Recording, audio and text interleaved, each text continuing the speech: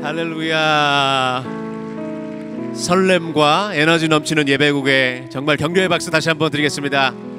귀한 성김으로 인해서 우리의 예배가 빛나는 것 같습니다. 감사합니다. 자, 우리 하나님 말씀 보도록 하겠습니다. 출애굽기 20장 7절의 말씀인데요, 한 구절입니다. 화면을 보시면서 함께 한 마음으로 합독하시겠습니다. 시작. 너는 내 하나님 여호와의 이름을 망령되게 부르지 말라. 여호와는 그의 이름을 망령되게 부르는 자를 죄 없다 하지 아니하리라. 아멘. 저에게는 이름이 3개 있습니다. 늘 자기소개를 할 때 그 말을부터 시작합니다. 첫 번째로 여러분이 아시는 다니엘이라는 이름입니다. 사역자이신 아버지와 어머니께서 한국에서 계실 때에 이제 해외로 나가서 해외 선교를 하게 될 것을 미리 생각하고 기도하시면서 그 이름을 붙여주셨습니다. 다니엘과 같이 이국 땅에 나가서도 굴하지 않고 믿음으로 사는 사람이 되라, 그런 바람이 담겨져 있습니다. 두 번째 이름은요, 한국 이름인데 이은재라는 이름입니다.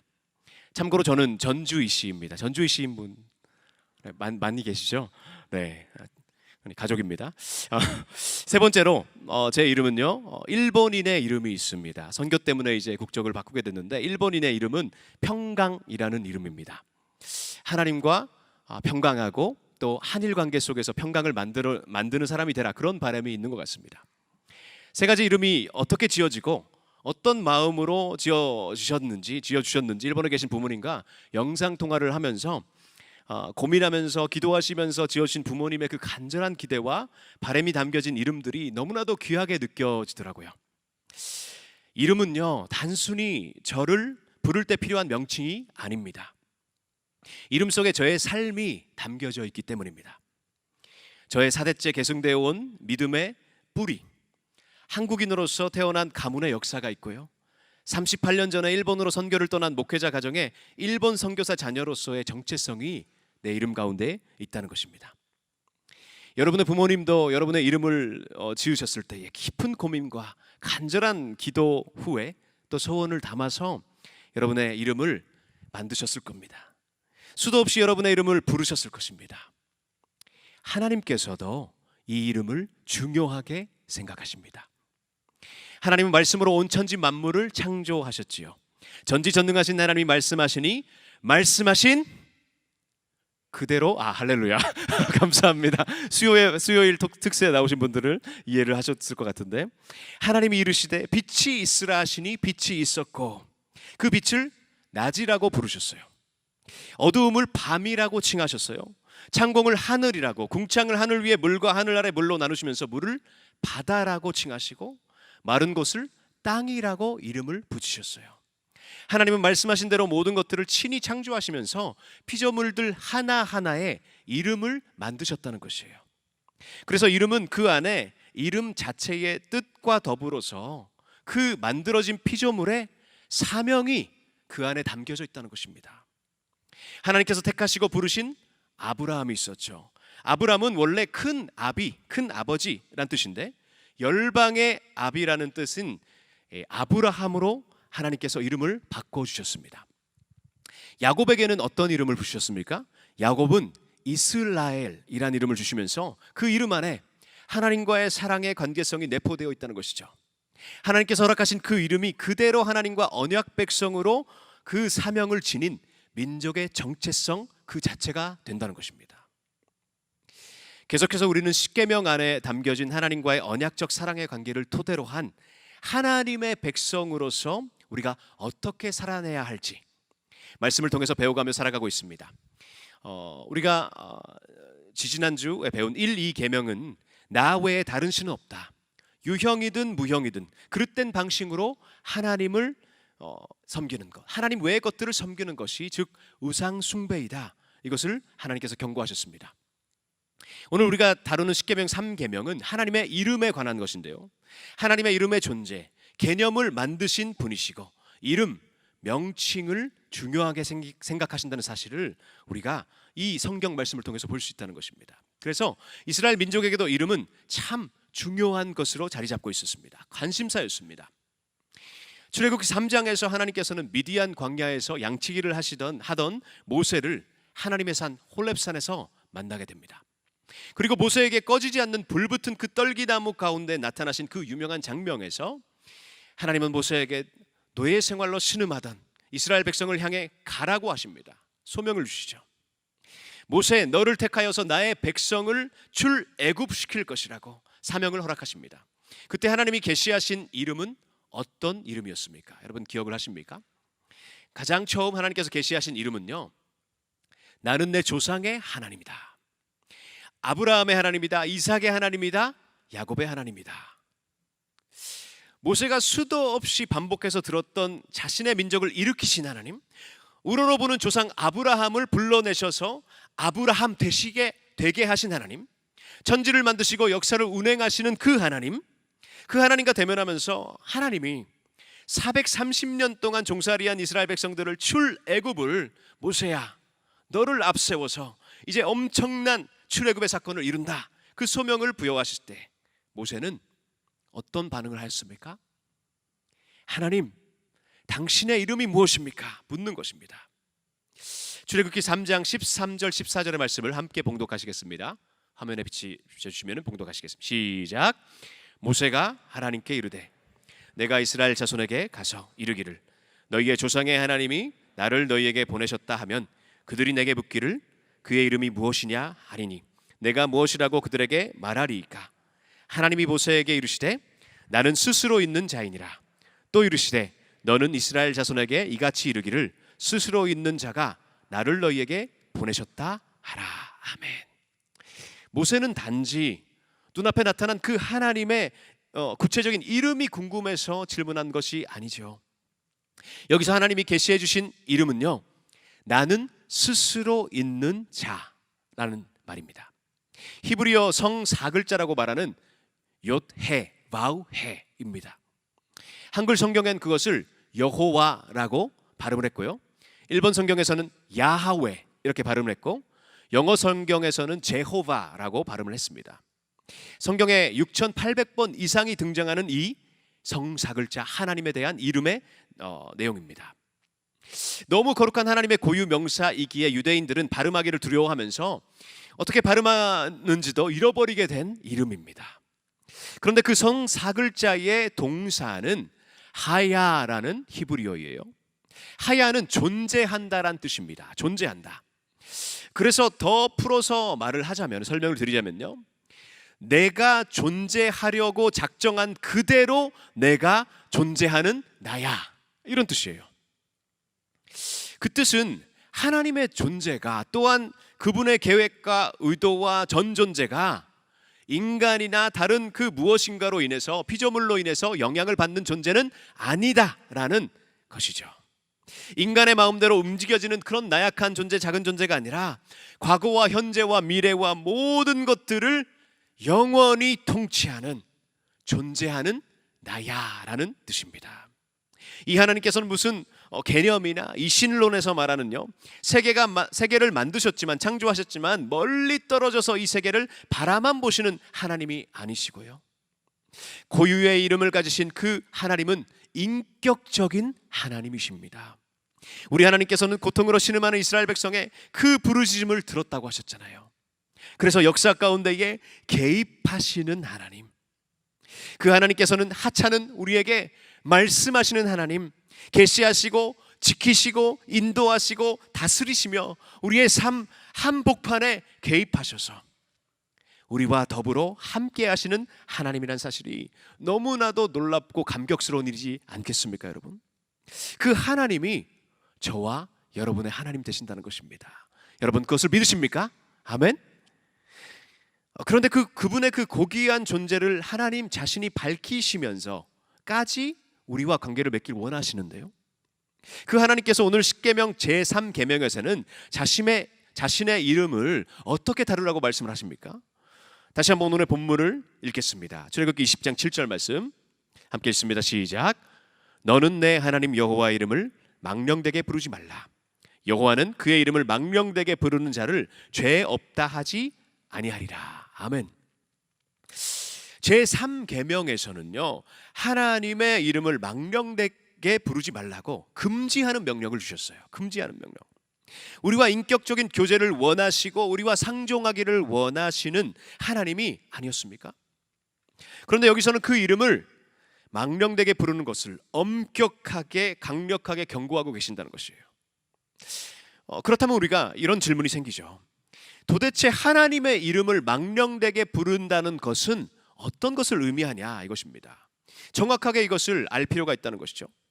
망령되게라는 히브리어 단어는요, 샤브입니다. 원어가 샤브예요. 몇 가지 뜻으로 나눌 수 있는데요. 하나는 거짓으로, 영어로 말하면 falsely라는 뜻입니다. 또 for nothing, in vain, 헛되게라는 뜻도 있고요. 그리고 또 misuse, 오용한다, 이거 잘못 사용한다라는 뜻도 가지고 있습니다. 그래서 이 망령되다라는 단어가 성경에 여기저기서 등장을 하는데 십계명, 우리가 이제 이후에 배우게 될 십계명 제9계명에서도 나오는 거짓 증언을 할 때의 거짓도 이 단어가 쓰여져 있습니다. 그래서 하나님의 이름을 거짓을 위해 사용하거나 이유 없이 사용하거나 무가치하게 사용하거나 남용하거나 헛되게 사용하는, 그래서 우리 하나님의 이름을 그 고귀하고 아름다우신 그 이름에 걸맞지 않게 사용하는 것, 부적절하게 오용하고 남발하는 모든 행위를 이 3계명은 금지하고 있다는 것입니다. 그런데 이 10계명의 이 3계명에 대해서 깊이 이해를 하자면요, 당시의 고대 이스라엘의 상황을 좀 생각해 봤으면 좋겠습니다. 그 당시의 문맥 가운데는요, 마술과 주술이 너무나도 일상화돼 있었던 만연한 사회였어요. 신의 이름으로 종교적인 의식이 치러졌고요, 신의 이름으로 주문을 외치는 것이 그들의 삶이었어요. 신의 이름으로 복을 구하기도 하고요, 신의 이름으로 상대방을 저주한 것입니다. 전쟁을 치를 때도 신의 이름을 앞세워서 전쟁터에 나가서 싸웁니다. 그리고 신의 이름으로 사람들을 조롱하고 신의 그 인간의 능력을 초월한 존재의 능력을 의지하고 사용하는 그런 사회였다는 것입니다. 이스라엘을 침략한 블레셋의 장군 골리앗이 그랬죠. 그렇게 신의 이름으로 모든 상황 가운데 인간이 원하는 방향으로 크고 작은 하나하나를 행하게 되면요, 어떤 일이 일어날 것 같습니까, 여러분? 인간은 눈에 보이지 않는 신의 힘에 힘입어 모든 생사화복을 신에게 의지하게 되면서 신을 매사에 찾게 되고 신뢰하게 되고 의지하게 됐겠죠. 그렇게 보이죠. 신만 있으면 된다, 신이 없으면 안 된다. 그런데요, 사실은 신의 이름으로 모든 것을 하는 것처럼 보이지만 사실은요, 자신의 욕망을 실현하기 위해 신의 이름을 자신들의 이익을 취하기 위해서 사용하게 된다는 것입니다. 하나님은 인간의 욕망을 충족시키기 위해 쓰임받는 그런 존재가 아니라고 하나님께서는, 당신께서는 그렇게 강력하게 말씀하신다는 것입니다. 자, 그래서 이런 하나님의 이름을 망령되게 사용하는 예를 좀 들어보려 합니다. 여러분, 교회 생활을, 공동체 생활을 오래 하다 보면요, 간혹가다 그런 사람들을 만나지 않습니까? 다가와요. 자매님, 형제님, 주님이 저에게 귀한 음성을 들려주셨는데요, 마음을 주셨는데요. 네? 어떤 내용입니까? 저에게 형제님을 품고 기도하라고 하시네요. 자매님을 품고 4년 동안 기도하라고, 인내하라고 하나님께서 말씀하시네요. 4년 기다리면 인내 후에 당신과 결혼하라고 하나님 음성을 주셨습니다, 이러는 거예요. 네? What? 여러분 들어보셨습니까? 반드시 결혼하게 된다고 하는 거예요. 너무 확신에 차 있어요. 참, 이런 일을 겪으면 혼란스럽죠. 그럴 때 이렇게 전해야 합니다. 그런데 하나님이 저에게는 말씀하지 않으셨는데요. 실은 저의 경험담입니다. 대학생 때 여러분, 하나님은 결혼할 때에 죄송합니다, 자랑하는 것처럼 딱 한 사람 네. 딱 한 명만. 네. 자, 여러분, 하나님은 결혼할 때요, 교제하게 될 때 하나님의 응답이 있을 때에는 한 사람에게만 응답을 주시지는 않습니다. 기도하고 아니다 싶으면 여러분 기도하면서 지혜롭게 정중하게 거절을 하시기 바랍니다. 하나 또 다른 저의 경험담을 나누고자 합니다. 저는 대학교 시절에 일본에서 국제정치학과를 전공을 했었습니다. 제가 다닌 학교는요, 대학은요, 1874년에 미국 감리교회 선교사님들이 세운 학교들로 시작한 학교입니다. 그래서 기독교 개론 강의는 필수이고요. 복음의 불모지라고 여겨지는 일본 땅에서 모든 학생들이 기독교에 대해서, 성경에 대해서 배우지 아니하면 졸업을 못하게 돼 있습니다. 그런데 정치학과를 같이 다니던 친구와 오늘날 그 첫풀 예배 시간을 끝나고 벤치에서 커피를 마시면서 단화를 하는 그런 시간이었어요. 근데 그 친구가 계속 웃으면서 커피 마시다가 진지하게 갑자기 질문을 하나 해도 되냐고 이렇게 묻는 거예요. 저 공공학번이거든요. 때는 2002년, 2003년이었던 것 같아요. 2001년도에 세상을 뒤엎은 큰 이슈가 있었는데 여러분 기억을 하십니까? 미국에서 일어난 동시다발 테러이죠. 그 사건입니다. 그 당시 모든 TV와 신문과 잡지와 뉴스와 매체들이 미국 곳곳에서 동시다발적으로 일어난 그 테러 사건들을 다루고 있었어요. 미국을 대표하는 도시 뉴욕과 랜드마크였던 그 트윈 타워가 무너져 내리는 장면이 영상으로 너무나도 충격적으로 우리에게 아직도 남아 있습니다. 그런데 그것을 보았던 그 친구가, 그 후의 역사를 보았던 친구가 저에게 이렇게 묻더라고요. 미국이 기독교 국가 아니냐고. 국회에서 전 세계가 주목한 그 연설의 자리에서 당시 대통령이 성경의 말씀을 인용하면서 국회에서 그 대통령의 연설을 봤다고. 그런데 그때의 Holy War, 거룩한 전쟁이다 이런 얘기하면서, 크루세이드다 이런 표현을 하면서 그 후에 미국은 이라크와 아프가니스탄에 침공하지 않았냐고, 이 질문이었어요. 수많은 얽힌 이유들이 있겠지만 지정학적 파워 게임 그리고 석유 에너지 이권을 중심으로 한 침략 전쟁인 것은 틀림이 없잖아요, 여러분. 얼마나 많은 무기들이 사용되었는지 알지 않냐고 그렇게 질문하는 거예요.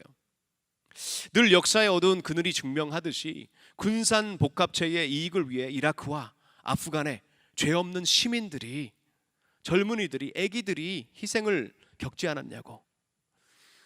애국심으로 그 자리에 간 미국 젊은 군인들도 희생을 당하지 않았냐고 그렇게 일본인 친구가 저에게 묻는 것입니다. 기독교 국가가 기독교인으로 공인한 그 대통령이 어떻게 이렇게 할 수 있냐고.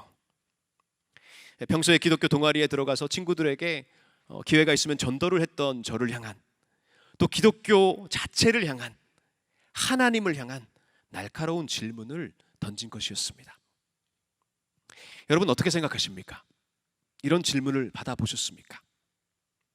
역사에 관한 해석은 사람마다 다양한 생각이 있겠지만 이라크를 공습하기 전에 교회와 목사님들께, 그리스도인들에게 기도하고 나서 에어 스트라이크를 했습니다. 사람들을 죽였습니다.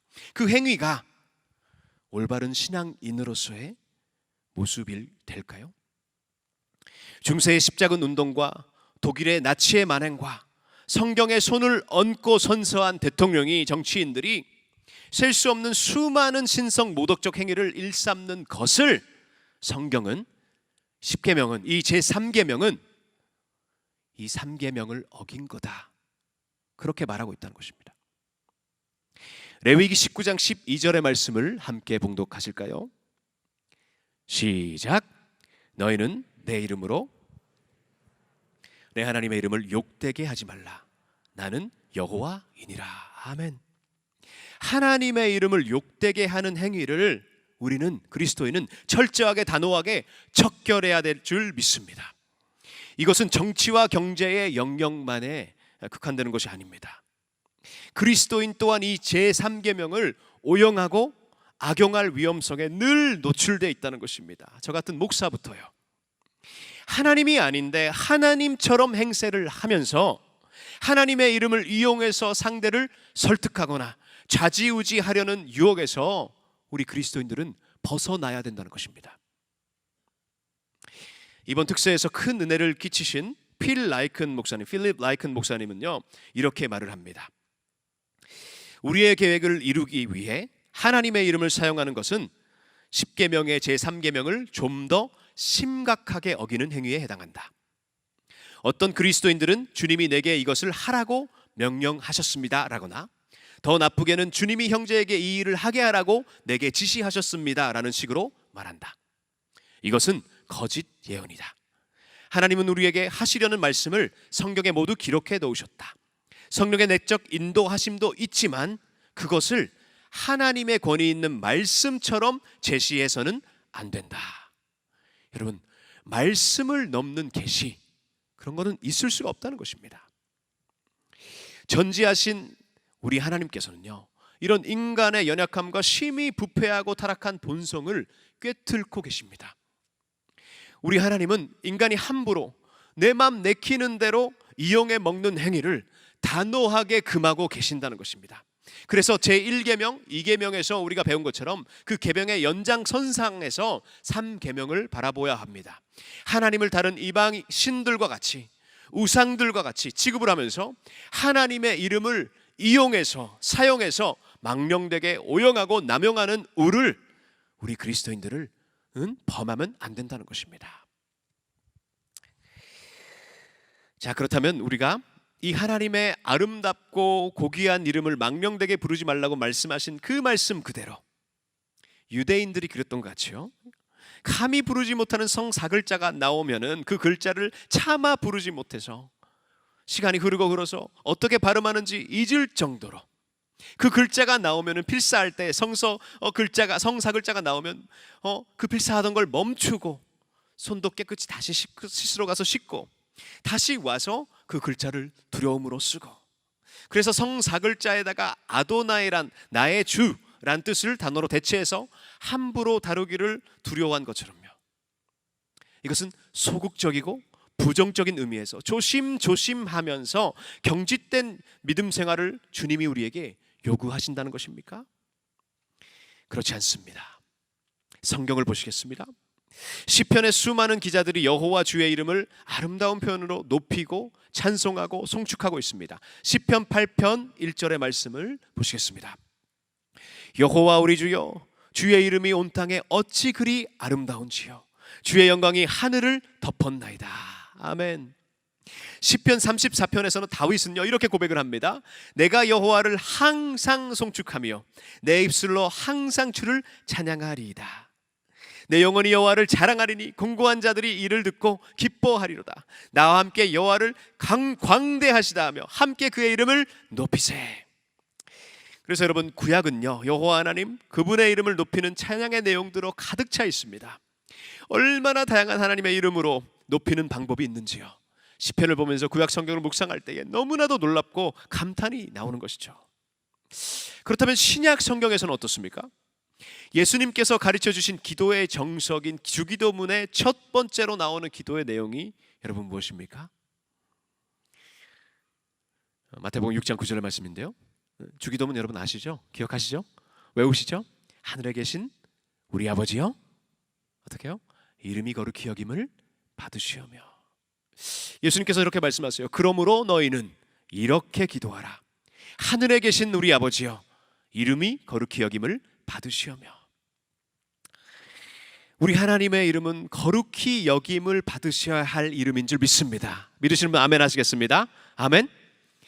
거룩한 척하는 외식하는 기도를 주님은 금하시고, 또 길게 잘 뽑아내는 아름다운 말들로 장식된 그 거창한 기도 또한 경계하시면서 예수님은 순결하고 진실된 말과 마음으로 기도는 고백돼야 한다고 가르쳐 주시는 거예요. 그런데 그 기도의 내용 가운데에 어떤 고백보다도 어떤 기도보다도 하나님의 이름이 높임을 받으소서, 이 기도를 우리가 드려야 된다고 주님은 가르쳐 주신다는 것입니다. 오늘 대예배 때에 담임 목사님께서 말씀해 주신 에베소서 말씀도 함께 스크린에 비추면 읽겠습니다. 에베소서 5장 19절 20절의 말씀입니다. 시작. 시와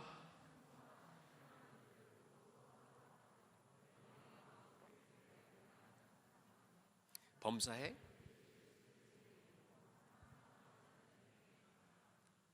아멘. 사랑하는 여러분, 제20자 글로벌 특세를 통해서 너무나도 감격스러운 말 그대로 영적인 잔치를 우리가 치렀습니다. 하루하루 말씀과 강력한 기도와 곡조가 있는 기도인 찬양으로 하나님께 주님을 높일 때에 우리가 가지고 있던 모든 더러운 것들, 오염된 것들이 하나하나 녹아져 내리고 우리 마음과 입술 가운데 주님의 이름을 높이고 주님이 행하시는 일을 기뻐하며 육신의 한계를 뛰어넘는 놀라운 하나님의 천국 잔치가 이 자리에서 이루어진 것입니다. 그래서 주님의 행하신 일을 기뻐하고 찬양할 때에요, 여러분, 그 찬양으로 기쁨으로 말씀으로 하루를 시작했기 때문에 범사에 감사한 하루하루를 보낼 수 있었습니다. 몸은 힘들었지만 그러나 그것을 능가할 초월할 기쁨이 나의 삶의 현장에서 있었습니다 라고 우리 제자 훈련생들이, 많은 지체들이, 리더들이 그렇게 고백을 해줬습니다. 정말 감사한 일이죠. 성도가 함께 모여 하나가 되어 주님의 이름으로 찬양하고 간구하고 올려드리는 것이, 이것이 공적인 예배이죠. 그런데 공적인 성도들이 모임, 교회에서만이 아니라 성경은 더 나아가야 된다고 말씀을 하십니다. 우리 골로새서 3장 17절을 함께 봉독하시겠습니다. 마음을 담아 시작. 또 무엇을 하든지 말에나 일에나 다 주 예수의 이름으로 하고 그를 힘입어 하나님 아버지께 감사하라. 아멘. 우리의 범사에 감사하는 찬양의 삶으로 변화되고 훈련되고 온전해지는 그리스도인들은 무엇을 하든지 즉 말을 할 때도 주 예수의 이름으로 하는 것입니다. 일을 할 때도 주님의 이름을 걸고 하는 것입니다. 그러면 어떻게 되는 것입니까, 여러분? 우리가 교회를 나올 때 성도들과 함께하는 순간뿐만이 아니라 이제 우리의 삶의 현장에서 예배자로 살아가는 삶이 시작된다는 것입니다. 내가 자고 깨는 것도 예배의 연장인 것이에요. 매사에 예수님 이름 앞에 살아가게 되니, 주님의 이름으로 행하게 된다면은 여러분, 주님이 우리의 삶을 나 몰라 하시겠습니까? 우리를 외면하시겠습니까? 주님이 힘을 주시겠어요? 안 주시겠어요? 주시죠. 아멘. 주님이 영적으로 마르지 않는 샘물을 매일매일 우리에게 부어주신다니까요. 여러분, 특세 때 부흥의 현장을, 부흥은 현재 진행형이라는 사실을 경험했잖아요. 현재 진행형인 우리의 부흥이 한 사람 한 사람에게 성령의 생기가 부어지면서 우리의 영이 살아나고, 영이 살아나니까 육체도 덩달아서 살아나고, 결국에는 육체의 한계를 뛰어넘어서 말라 비틀어버린 마른 뼈들이 성령의 생기로 살아나 일어나 뛰며 찬양한다니까요, 주님을. 죄송합니다. 오랜만에 뛰면서 찬양하느라 다리가, 종아리가 맛이 갔습니다. 진짜예요. 후들후들 거렸어요 그날. 팀장님 존경합니다. 우리 예수 그리스도의 이름에 힘입어 하루하루를 살아가게 될 때요, 주님의 이름 앞에 주님의 이름으로 살아갈 때에 그러한 놀라운 우리의 한계를 뛰어넘는 신비한 일들이 우리의 믿음 생활 가운데 실제로 일어난다는 사실을 여러분 믿으시기 바랍니다. 아멘. 또 그 놀라운 하나님의 신적 개입의 주인공들이 여러분이 되시길 간절히 소망합니다. 두렵고 떨림으로 주님의 이름을 소극적으로 대하거나 아니면 나의 마음대로 이용하려는 모든 연약함을 내려놓고 이제는 주님의 이름으로, 나사렛 예수 그리스도의 이름으로 담대하고 능동적이고 적극적인 주님의 이름에 걸맞는 믿음의 걸음걸이를 하는 우리 사랑교회 청년부가 되기를 간절히 소망합니다. 아멘.